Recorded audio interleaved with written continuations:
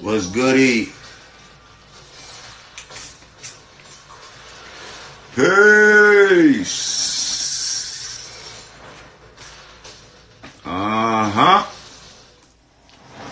I'm here.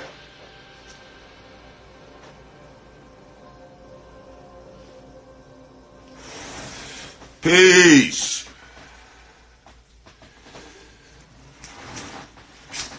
I bet y'all thought I wasn't gonna reply to Mr. Royce the 5'9".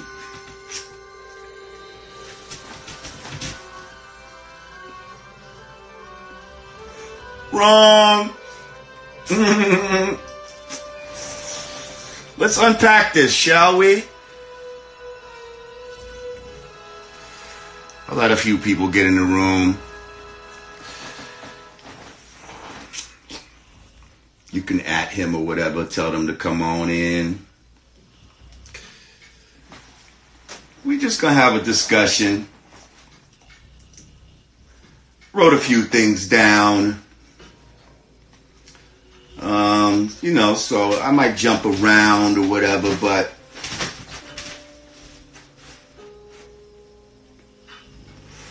just a few things I wanted to hit. Turn my TV down. Just watched Power. She was good, right? I didn't think Angela was gonna be dead, but oh, spoiler alert. Angela dead. Oh well. You should have been watching it. My bad.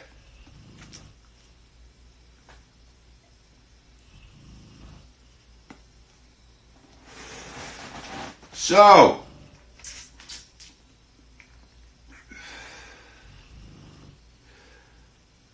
a IG just surfaced recently, a couple days ago, of Royce the 5'9" talking about me. What up, Royce?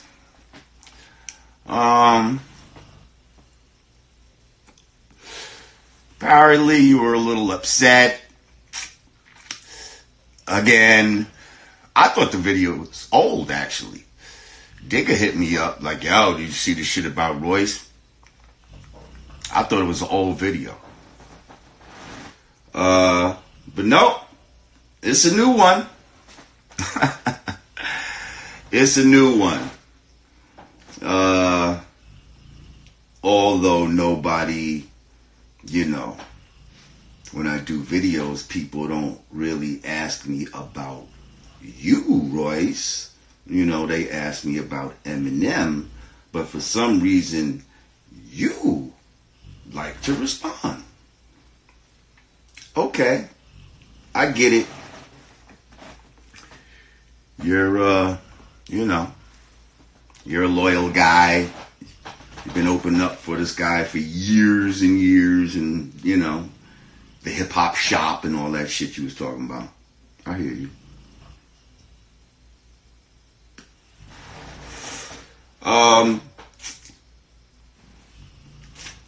Yeah. So let's get into it.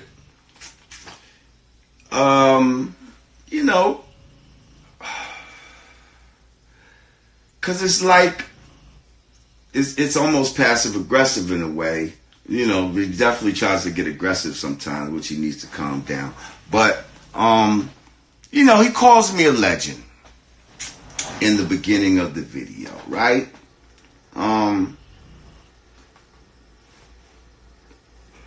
Now, let's just unpack that real quick. Okay, so the reason why, people may know or might not know, but the reason why he would call me a legend and my group legendary is because when Brand Nubian came out, which is the group I come from, our debut album received 5 mics in the Source.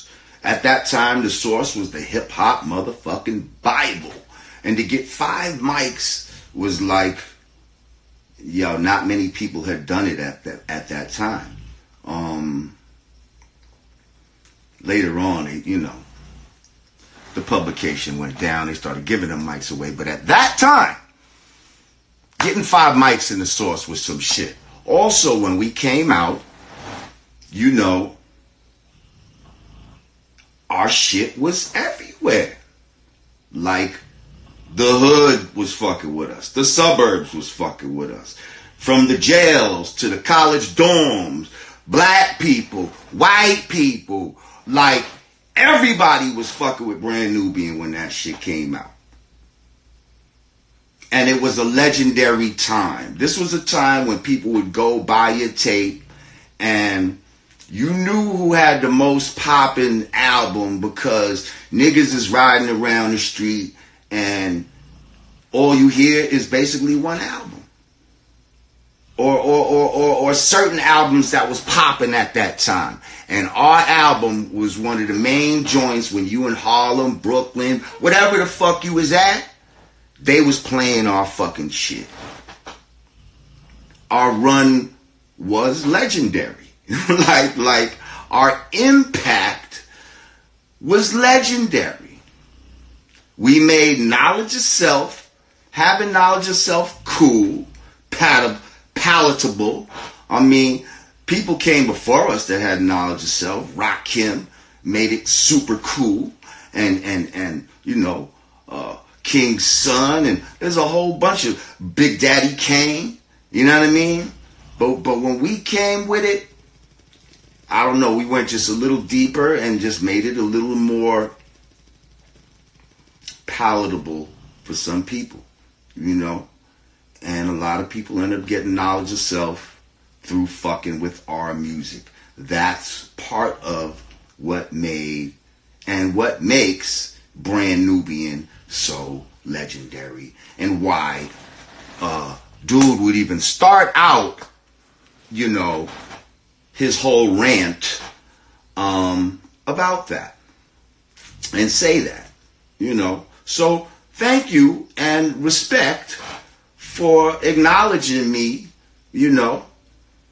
acknowledging what has been done, what I've done in this game as a legend. Thank you. I appreciate that.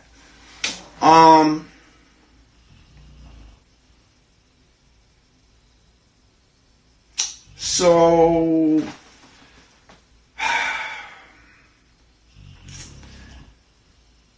pretty much, I've been done mad interviews about where they ask me about Eminem. I really don't give a fuck about Eminem, to be honest. Like, he's not someone I'm really thinking about. The only reason that I bring him up is because you have white people that will say Eminem is the GOAT of hip-hop based upon his record sales. That's the only problem I have. That's the only problem I have. Not that, do I think he's a top tier lyricist, just rhyme speaking? Yes, I've said that multiple times. How many fucking times do I have to fucking say it? Like, the guy puts words together well. But I think what really prompted this newest video was the fact that, my man DJ Vlad, who so many people love to hate, asked the brother Conway, okay, shout out to that whole Griselda movement. I'm fucking with it. He asked the brother Conway,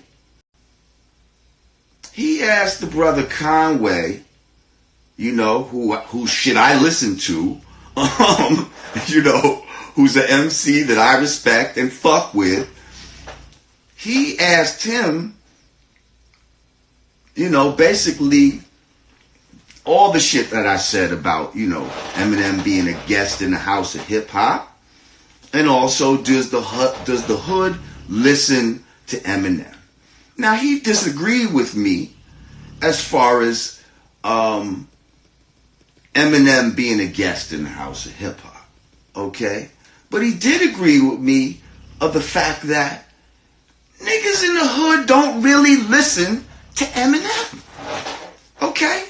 Now, I could say live niggas, and live niggas, okay, for the record, doesn't mean just niggas that sell drugs or whatever. There's plenty of live niggas that's working niggas. You understand what I'm saying? That work regular jobs and all that. Live niggas is just who you are inside. We as black people are inherently, okay, live niggas. But you got some corny niggas out here.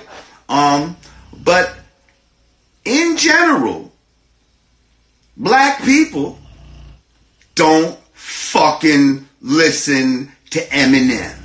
It's not a fucking diss. It's a fucking fact.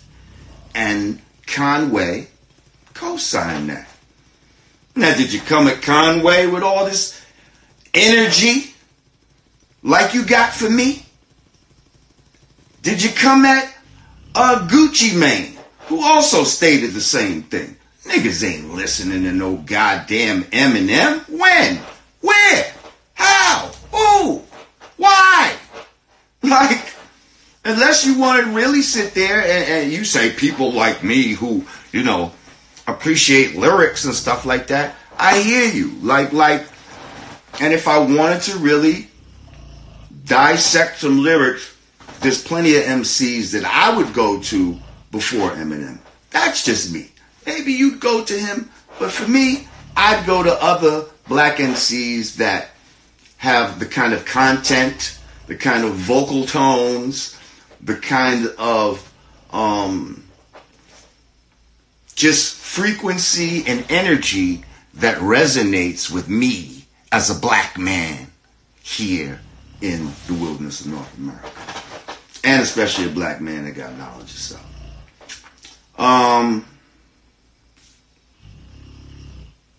So, part of my question is, you say nobody cares about my opinion, yet my opinion seems to bother you, Royce, very much. Why? Why does my opinion bother you so much? If opinions are like assholes and everybody got one, and everybody thinks the other man thinks more than theirs, why does my opinion bother you so much? Is it because it's gaining traction, gaining ground, that when you feel like it's gaining ground, when you hear people that you feel like, should be falling in line, is actually keeping it 100, and being like, yeah, that's real. Nobody was playing no Eminem in my hood. Nobody was playing this shit in Buffalo and all that type of shit. It's just real shit. Disrespect to your man. And what makes me the yardstick of cool? What makes me the yardstick of what's cool? Motherfucker, being a black man makes me the yardstick of what's cool. Okay? That's why fucking white people want to be like us. Okay? My fucking vibration makes me cool, motherfucker. And I ain't trying, and first of all, okay, now they might get mad when I say motherfucker. I'm using it as a term of endearment. I'm not trying to beef with you, bro, but I'm just trying to let you know, first of all, I'm not scared of you, okay? We're not trying to get all into this. I'm not trying to beef with another black man over a white man on some shit that was said on another white man's platform. We're not going to do that. We're not going to do that. So if I slip up right now, call you motherfucker, whatever, it's all in, that's how I talk. I call all kind of motherfuckers motherfucker. You dig? So anyway, yeah, but why does my shit bother you so much? You know what I mean? It's kind of crazy. And why do you feel like the need to respond? Didn't he say, as far as Lord Jamar, you need to leave me the hell alone? Wasn't that said? That was his response. So let it be. You know what I mean? Let that shit be. But you keep feeling like you need to respond. So,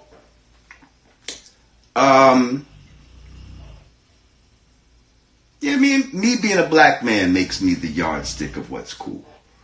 You know what I mean? This is the same thing that, white people been envying and trying to imitate ever since they came down out of the Caucasus Mountains. The black man's cool. This is the thing they want to possess. And basically replace you with themselves. Okay? Now, my thing, again, I don't really have anything against Eminem per se. It's white people proclaiming Eminem as the GOAT of hip-hop. I'm looking at some of the, shit I wrote down. Based off of record sales and lyrical dexterity. My argument states that you can't be the GOAT of hip-hop if the originators / core audience / black people don't fuck with you like that, regardless of how many record sales / white fans you have. Okay? That's it. It's not that he's not a top tier lyricist, blah, blah, blah, blah, blah. He can rap his ass off. I've said that already. But when we start talking about GOAT status and all this type of shit, which, a lot of the mainstream white media will push that narrative. You got a bunch of stans running around pushing this narrative. Oh, the greatest rapper in the world is Eminem. Look at how many records he sold. That's when a brother like me is going to stand up and say, no. This motherfucker is not the GOAT. You know why he's not the GOAT? Because if black people don't declare him as the GOAT, then he's not the motherfucking GOAT. I don't give a fuck who says what. That's what the fuck it is. That's what the fuck it's gonna be, and that's what the fuck I'm always gonna stand on. Okay? Now, this reminds me of an article that I read not too long ago. It's actually an old article, but this is from my brother, the media assassin Harry Allen. I'm calling on my media assassin, Harry Allen. I gotta ask him, are we that tight? Don't believe the hype. So now, he wrote a piece back in 2003 for The Source. It was called The Unbearable Whiteness of MCing. What the Eminence of Eminem Says About Race. Okay? And in the article, he likens Eminem to the white supremacist story of Tarzan. Think about it for a second. Tarzan. Now, everybody compares Marshall